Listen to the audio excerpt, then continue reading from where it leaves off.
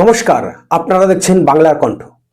নবান্ন থেকে এই মুহূর্তের সবচেয়ে বড় এবং বলিষ্ঠ খবর। তাসের ঘরের মতো ভেঙে পড়তে চলেছে একাংশের ডাবল বেনিফিট বা তেলা মাথায় তেল দেওয়ার রাজনীতি। মুখ্যমন্ত্রী এবং নবান্নের উচ্চ পর্যায়ের বৈঠক থেকে এমন এক সিদ্ধান্ত সামনে আসছে যা শোনার পর পশ্চিমবঙ্গের রাজনীতি এক বিরাট তোলপাড় শুরু হয়ে গেছে। হ্যাঁ, ঠিকই শুনেছেন, রাজ্য সরকারের বহুল চর্চিত অন্নপূর্ণা যোজনা, যেখানে মহিলাদের প্রতি মাসে ৩,০০০ টাকা করে দেওয়ার কথা, সেখান থেকে এক ধাক্কায় বাদ দেওয়া হলো লক্ষ লক্ষ কর্মীকে। সিভিক ভলেন্টিয়ার, প্যারা টিচার, আশা কর্মী এবং অঙ্গনওয়াড়ি কর্মী, এই 4 ক্যাটাগরির মহিলারা আর অন্নপূর্ণা যোজনার ৩,০০০ টাকা পাবেন না।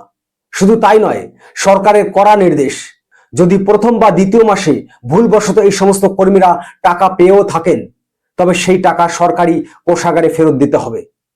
আজ বাংলার কণ্ঠে আমরা কোনো আবেগ নয়, কোনো রাজনৈতিক দলাদলি নয়, সরাসরি যুক্তি এবং তথ্যের উপর দাঁড়িয়ে এই সিদ্ধান্তের কাটাছেঁড়া করব। কেন নবান্নের এই সিদ্ধান্তকে আমরা বলিষ্ঠতম সিদ্ধান্ত বলছি?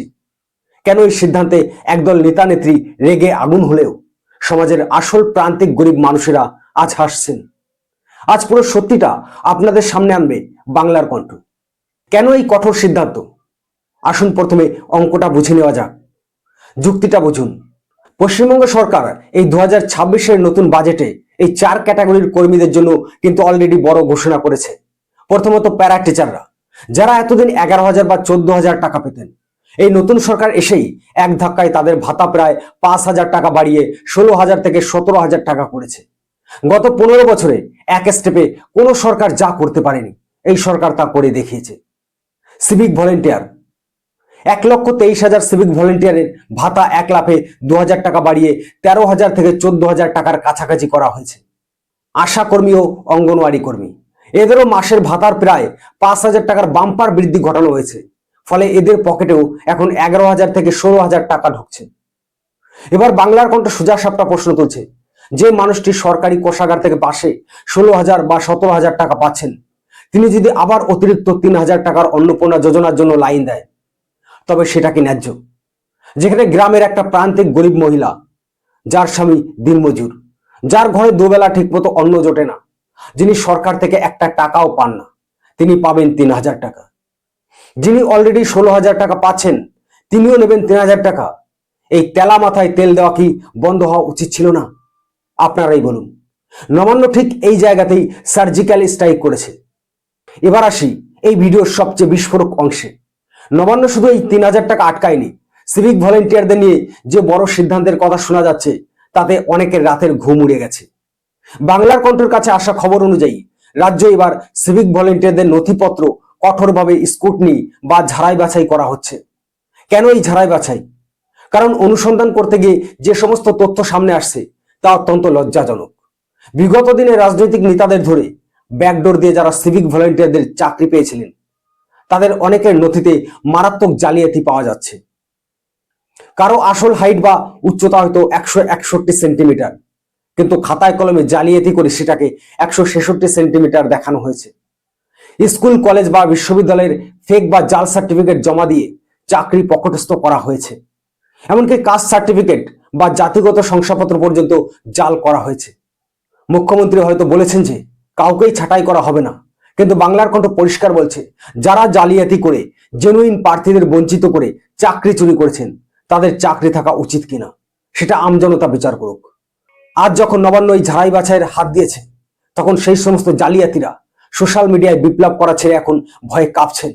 কারণ জালিয়াতি শুধু ধরা পড়লেই 3,000 টাকা নয়, পুরো চাকরিটাই যাবে। স্বভাবতই এই সিদ্ধান্তের পর কিছু পলিটিক্যাল ইন্টেনশন বা রাজনৈতিক উদ্দেশ্য নিয়ে থাকা নেতা নেত্রীরা মাঠে নেমে পড়েছেন। অমুক খাতুন, তমুক বিবিরা প্রেস কনফারেন্স করেই বলছেন, আমরা হতাশ, আমরা বঞ্চিত। বাংলার কণ্ঠ এদের এই ডাবল স্ট্যান্ডার্ড বা দমুখ নীতিকে তীব্র আক্রমণ করেছেন। আপনাদের ভাতা যখন 5,000 টাকা বাড়ানো হলো, তখন তো নবান্ন খুব ভালো ছিল। তখন তো একবারও বলেননি যে রাজ্যের উপর 8 লক্ষ কোটি টাকা ঋণের বোঝা আছে, আমরা ওই 5,000 টাকা নেব না। এখন আপনারা বলছেন সরকার ওকেও দিক, আমাদেরকেও দিক। আরে মশাই, কোষাগারে কি টাকার গাছ পোতা আছে? রাজ্য অলরেডি ঋণের সাগরে ডুবছে, তার মধ্যেও সরকার মাত্র 60 দিনের মাথায় দাঁড়িয়ে এই সাহসিকতা দেখিয়েছে। আপনারা যদি এতই বিপ্লবী হন, তবে ঘোষণা করুন আমরা বর্ধিত 5,000 টাকা নেব না, আমাদের শুধু অন্নপূর্ণা যোজনার 3,000 টাকাই দিন, সেটা কিন্তু কোনো নেতাই বলবেন না। তারা সরকারের ভাতাও খাবেন, আবার প্রান্তিক মানুষের হকের 3,000 টাকাতেও ভাগ বসাবেন। এই অসভ্যতা আর চলতে দেওয়া যাবে না। বাংলার কণ্ঠের বার্তা আমরা জানি। আজকের এই ভিডিওর পর অনেক অঙ্গনওয়াড়ি কর্মী, আশা কর্মী বা প্যারা টিচাররা আমাদের উপর ক্ষুব্ধ হবেন, বলবেন বাংলার কণ্ঠ আমাদের হয়ে কথা বলতো, আজ কেন সরকারের গুণগান গাইছে। আমরা পরিষ্কার জানিয়ে দিতে চাই, বাংলার কণ্ঠ কোনো দলের মুখপাত্র নয়, বাংলার কণ্ঠ সাধারণ মানুষের কণ্ঠস্বর। আমরা অতীতেও আপনাদের ন্যায্য দাবির পাশে ছিলাম, ভবিষ্যতেও থাকব। আপনাদের বেতন আরো বাড়ুক, আপনাদের কাজের স্থায়ীকরণ হোক, এই দাবি আমরাও সরকারের কাছে রাখব। কিন্তু এই মুহূর্তে যখন সরকার একটা চরম আর্থিক অনটনের মধ্যে দিয়ে যাচ্ছে, তখন সরকারকে একটু ব্রিদিং স্পেস বা নিঃশ্বাস নেওয়ার জায়গা দিতে হবে। যিনি প্যারা টিচার নন, সিভিক নন, আশাকর্মী নন, সেই প্রত্যন্ত গ্রামের গরিব মা বোনেদের মুখে অন্নপূর্ণা যোজনার 3,000 টাকা ফুটুক। আর আপনাদের যেটুকু বৃদ্ধি হয়েছে তা নিয়ে আপাতত সরকারকে সহযোগিতা করুন। আবেগকে সরিয়ে রেখে যুক্তির হাত ধরুন। তেলা মাথায় তেল দেওয়ার দিন এবার শেষ হওয়া দরকার। নবান্নের এই বলিষ্ঠ সিদ্ধান্তকে বাংলার কণ্ঠ স্যালুট জানায়। আপনারা কি আমাদের এই যুক্তির সাথে একমত? এই 4 ক্যাটাগরির কর্মীদের অন্নপূর্ণা যোজনা থেকে বাদ দেওয়া কি সঠিক সিদ্ধান্ত?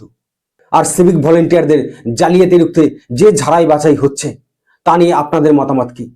নিচে কমেন্ট বক্সে অবশ্যই লিখে জানান। আর দেখতে থাকুন সবার প্রিয় বাংলার কণ্ঠ। চোখ রাখুন আমাদের পর্দায়। নমস্কার।